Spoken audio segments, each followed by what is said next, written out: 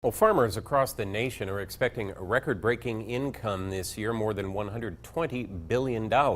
It's income that is helped in part through government subsidies. Recipients in just 3 counties, Benton, Tippecanoe, and White, received $28 million last year. On average, more than $10,000 per recipient. Last night, in part 1 of News 18's special series, Harvesting a Profit, we explored some of the top recipients and what subsidies mean to them.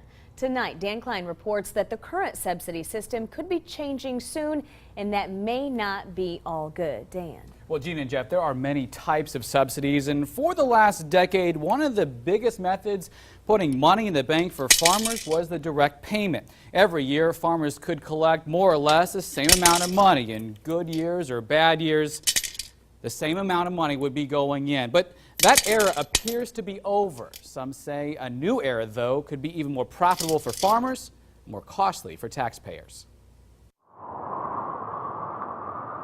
America's breadbasket turned into the Dust Bowl. Severe drought during the 1930s bankrupting farmers. Politicians vowing never again, motivated to pass the first Farm Bill in 1933. 80 years later, some things have dramatically changed. Technology, machinery, the acres a single farmer can manage. But the idea of a safety net has endured. With programs like direct payments, heavily subsidized crop insurance, and disaster legislation, some say, though, the safety net has turned into a golden goose. For Tippecanoe County farmer Kurt Vanderkleed, last year's drought becomes almost as profitable as this year's bountiful crop. I'd rather earn it than have it given to me.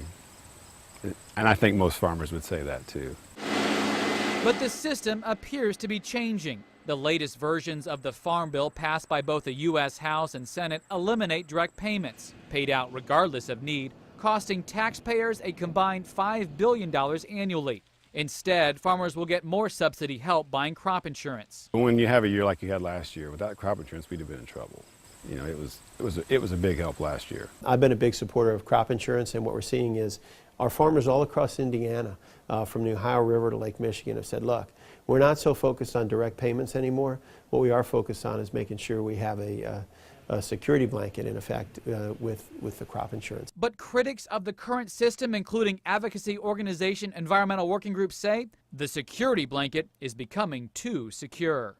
It's being trumpeted as reform and getting rid of direct payments, but what they're doing with the money in many ways is actually worse. That's because crop insurance already costs taxpayers $9 billion, almost twice the cost of direct payments. I'll hang back till you back out. It seems to be a no-brainer for farmers and for insurance companies. Farmers only pick up roughly 1/3 of the cost of insurance and get their yields guaranteed to 85%. Plus, in a case of catastrophic loss, the government helps offset the cost for insurance companies. The new Farm Bill would increase that yield guarantee to 90%. When the taxpayers are picking up so much of the risk of farming, you're really encouraging landowners to do things they wouldn't otherwise do. For example, planting in fields that often flood because whether or not it's a wise move, it's almost guaranteed to be a profit. Craig Cox also says too many insurance policies are a luxury, not a need. For example, subsidizing the cost for farmers who choose to bet on the futures market. The goal that we are headed for is for taxpayer dollars to flow to farmers only when they really need it. I don't think it's a boondoggle like some things would be, but it's tricky anytime someone doesn't face the full cost of their insurance. But is this the time to mess with the system? While most sectors in the economy have remained flat or even lost profitability, agriculture has been the outlier, with net income for farmers doubling in just 4 years. There's a good argument to be made not to drastically reform a sector that's outperforming everywhere else. Subsidy reform may also put taxpayers more at risk, because if yield or prices fall, fixed payments may seem like a bargain in comparison. It only takes a couple of years that are not terribly bad, just poor years, you know, things that we've seen in the last 10 years to run afoul of any of the budget savings. Subsidy payments have little effect on what you pay at the grocery store. For every dollar you spend, subsidies only save you about a penny. Instead, they're intended to ensure that American food keeps filling the shelves. But what if they disappeared completely?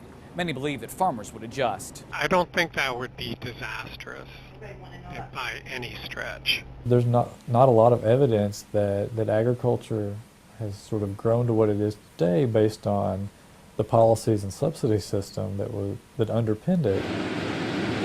Vandercleed says he doesn't care too much how the subsidy system shakes out. He just wants everyone to be treated the same and the knowledge that no Dust Bowl is around the corner. However they work it out, we'll make it work one way or the other. The USDA does not release any individual numbers of farmers and crop insurance. For example, who chooses to pay for it and at what levels. Congress is currently working to resolve the differences between the House and Senate versions of the Farm Bill. Dan Klein, News 18.